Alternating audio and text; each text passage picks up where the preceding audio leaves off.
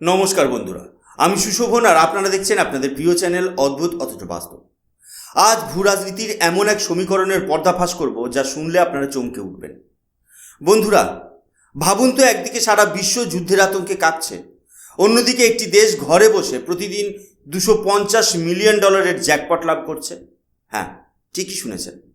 আজকের এই বিশেষ প্রতিবেদনে আমরা আলোচনা করব কিভাবে পশ্চিম এশিয়ায় জ্বলতে থাকা আগুনের ওপর দাঁড়িয়ে রাশিয়ার প্রেসিডেন্ট ভ্লাদিমির পুতিন বিশ্ব অর্থনীতির ইতিহাসের সবথেকে বড় বাজিটা জিতে নিলেন। আমেরিকা যেখানে ইরানকে আটকানোর জাল বুনেছিল, সেখানে আজ মস্কো এবং বেজিং সেই জাল ছিঁড়ে এমন এক নতুন এনার্জি করিডর তৈরি করেছে যা ওয়াশিংটনের রাতের ঘুম উড়িয়ে দিয়েছে। গত 10 দিনে ভারত যে পরিমাণ রাশিয়ান তেল অর্ডার করেছে তা দেখে তাবর তাবর গ্লোবাল ইকোনমিস্টরা বলছেন এটা স্রেফ ব্যবসা নয়, এটা একটা জিওপলিটিক্যাল রিভলিউশন। বন্ধুরা, আপনারা এই হেডলাইনটি ভালো করে দেখুন। এখানে পরিষ্কার বলা হয়েছে যে আমেরিকার 30 দিনের একটি বিশেষ ছাড় বা ওয়েভার পাওয়ার পর ভারত প্রায় 30 মিলিয়ন ব্যারেল রাশিয়ার অপরিশোধিত তেল বা ক্রুড অয়েল কেনার চুক্তি করে ফেলেছে। কিন্তু প্রশ্ন হলো, হঠাৎ করে আমেরিকা এই ওয়েভার কেন দিল? আসলে এখানে আমেরিকার একটি বিশাল স্ট্র্যাটেজিক ক্যালকুলেশন বা কৌশলগত হিসাব ছিল। আমেরিকা খুব ভালো করেই জানতো যে পশ্চিম এশিয়ায় ইরান এবং ইসরায়েলের মধ্যে যে অস্থিরতা তৈরি হয়েছে তার ফলে গ্লোবাল সাপ্লাই চেন বা বিশ্বব্যাপী তেলের সরবরাহ ব্যাহত হতে পারে। যদি বাজারে তেলের যোগান কমে যায় তবে তেলের দাম ব্যারেল প্রতি $100 ছাড়িয়ে যাবে, যা আমেরিকার নিজের অর্থনীতির জন্যই মারাত্মক ক্ষতিকর। তাই গ্লোবাল মার্কেটে তেলের যোগান ঠিক রাখতে এবং ইনফ্লেশন বা মুদ্রাস্ফীতি নিয়ন্ত্রণে রাখতে তারা অনিচ্ছা সত্ত্বেও ভারতকে এই সবুজ সংকেত দেয়। মজার বিষয় হলো 2026 সালের ফেব্রুয়ারি মাসে যখন আন্তর্জাতিক চাপে ভারত রাশিয়া থেকে তেল কেনা কিছুটা কমিয়েছিল, তখন অনেক ওয়েস্টার্ন মিডিয়া দাবি করেছিল যে ভারত হয়তো রাশিয়ার ওপর নির্ভরতা চিরতরে কমিয়ে দিচ্ছে। কিন্তু মার্চ মাস শুরু হতেই সেই ধারণা পুরোপুরি বদলে গেছে। মার্চ মাসের প্রথম 10 দিনেই ভারত 10 মিলিয়ন ব্যারেল তেলের ডেলিভারি নিয়েছে এবং আরও 23 মিলিয়ন ব্যারেল আসার অপেক্ষায় রয়েছে। বিশেষজ্ঞরা মনে করছেন যদি এই গতিতে ক্রুড অয়েল কেনা চলতে থাকে তবে 2023 সালের মে মাসে ভারত যে প্রতিদিন 2 মিলিয়ন ব্যারেল তেল কেনার ঐতিহাসিক রেকর্ড তৈরি করেছিল, এই মাসেই সেই রেকর্ড ভেঙে চুরমার হয়ে যাবে। ভারতের রিফাইনারিগুলো এখন যুদ্ধকালীন তৎপরতায় কাজ করছে, কারণ তারা জানে এই সুযোগ বেশি দিন থাকবে না।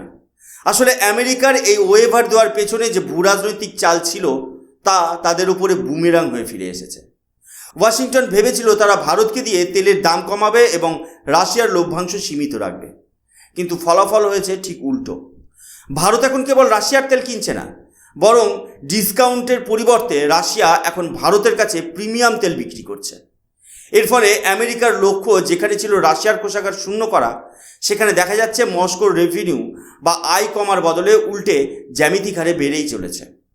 এটি স্রেফ একটি তেলের চুক্তি নয়, এটি আমেরিকার নিষেধাজ্ঞার রাজনীতির মুখে ভারতের একটি বড় ডিপ্লোম্যাটিক উইন বা কূটনৈতিক জয়।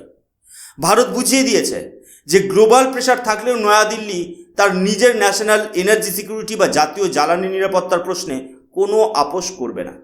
এখন প্রশ্ন জাগতে পারে যে শুধুই কি ভারত এই সুযোগ নিচ্ছে? একদমই না। আসল গেমটা খেলছে ড্রাগন অর্থাৎ চীন। আপনারা স্ক্রিনে দেখতে পাচ্ছেন এই আর্টিকেলটি, যেখানে জানানো হয়েছে যে চীনের উপকূলে সমুদ্রের ভাসমান তেলের ট্যাঙ্কারগুলো প্রায় 40 মিলিয়ন ব্যারেল তেলের এক বিশাল স্টক পাইল বা মজুদ ভাণ্ডার গড়ে তোলা হয়েছে। অবিশ্বাস্য হলেও সত্য যে এর মধ্যে প্রায় 30.2 মিলিয়ন ব্যারেল তেলই এসেছে ইরান থেকে। আপনারা জানলে অবাক হবেন, যেখানে আমেরিকা ইরানের ওপর কঠোরতম নিষেধাজ্ঞা বা স্যাংশন জারি করে রেখেছে যাতে তারা এক ফোঁটা তেলও বিদেশে বিক্রি করতে না পারে, সেখানে চীনের বন্দরে আজ ইরানি তেলের জাহাজগুলো লাইন দিয়ে দাঁড়িয়ে আছে। এখানেই শেষ নয়, ইরান এবং চীন এমন এক গোপন সমঝোতায় বা সিক্রেট অ্যালায়েন্সে পৌঁছেছে যা আমেরিকার মাথা ব্যথার প্রধান কারণ হয়ে দাঁড়িয়েছে।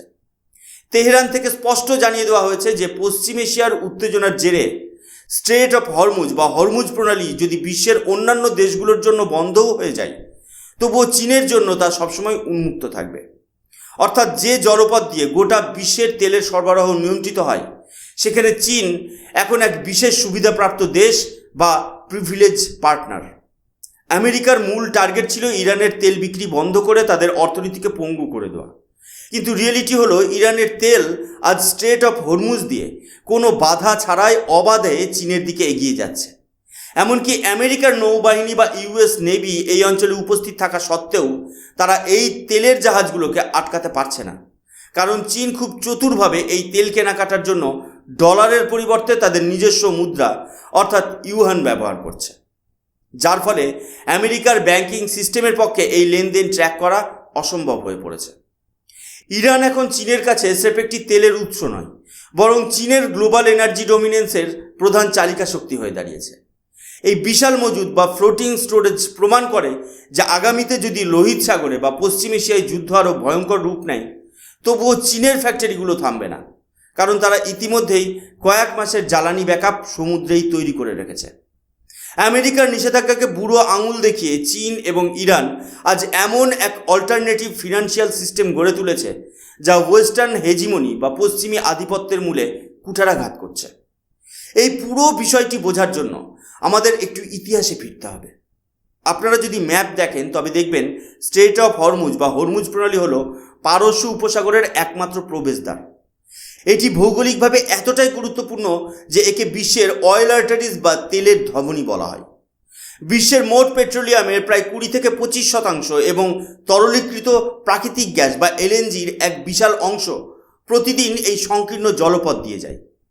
ঐতিহাসিকভাবে ইরান যখনই পশ্চিমা বিশ্বের থেকে কোনো বড় চাপের মুখে পড়ে বা কোনো নিষেধাজ্ঞার সম্মুখীন হয়, তখনই তারা এই রুটটি বন্ধ করার হুমকি দেয়, কারণ তারা জানে এই রুটে যদি একদিনের জন্য বিঘ্ন ঘটে তবে সারা বিশ্বে তেলের দাম মুহূর্তের মধ্যে আকাশ ছোঁয়া হয়ে যাবে। কিন্তু 2026 সালে এসে ইরান এক অবিশ্বাস্য মাস্টার স্ট্রোক বা মোক্ষম চাল দিয়েছে। দশকের পর দশক ধরে ইরানের প্রধান তেল রপ্তানির কেন্দ্র ছিল খার্গ আইল্যান্ড, যা হরমুজ প্রণালীর একদম ভেতরে অবস্থিত।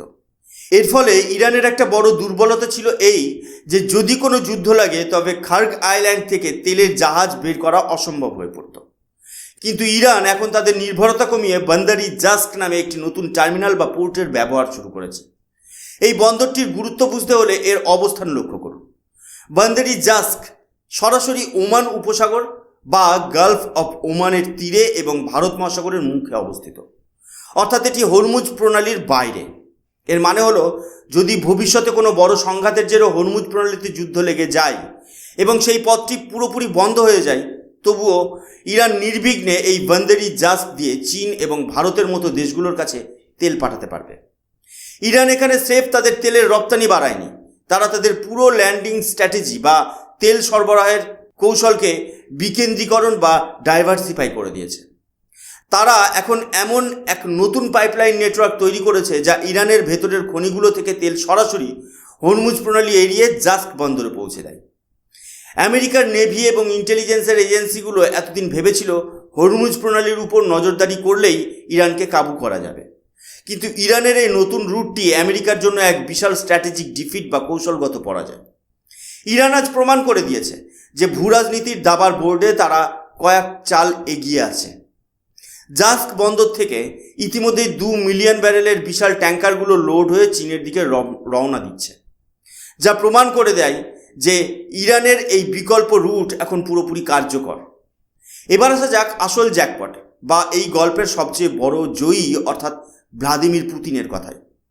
বন্ধুরা, 2026 সালের শুরুতে রাশিয়ান ফাইন্যান্স মিনিস্ট্রি একটা বাজেট প্ল্যান করেছিল, যেখানে তারা ভেবেছিল যদি তারা প্রতি ব্যারেল তেল $59 বিক্রি করতে পারে তবেই তাদের যুদ্ধ অর্থনীতি বা ওয়ার ইকোনমি সচল থাকবে।